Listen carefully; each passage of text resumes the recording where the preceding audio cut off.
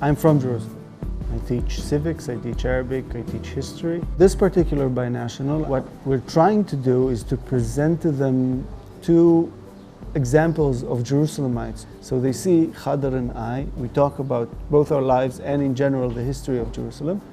We supply for them some of the knowledge, some of the experience that they later on take into dialogue and try to process.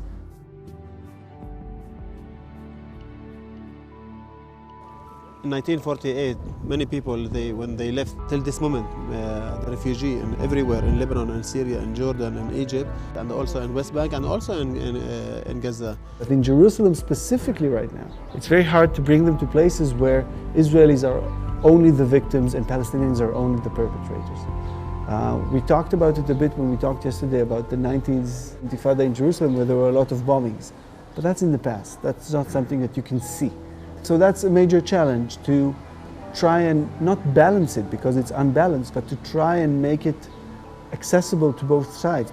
But even when we walk Machne Yehuda, it's another experience that is experienced very differently from both sides. This seminar was challenging. I truly want to understand, like, how come we live so close to each other and we have different truth and we have different history. These programs are so important for the Palestinians just like me to learn and to know about their reality. Seeds gives you the chance to know and to learn.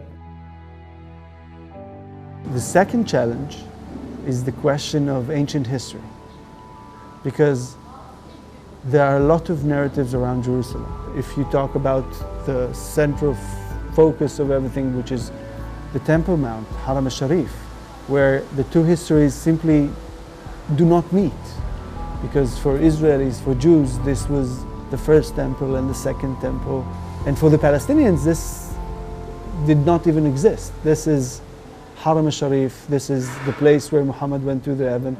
It's very hard to imagine how Jerusalem can be when you're stuck in the past. I used to say that if we that lost the most valued thing in our life can sit and talk, everyone can. You guys are our future. And I don't want to keep on going on in the same bloodbath. You guys can make the change.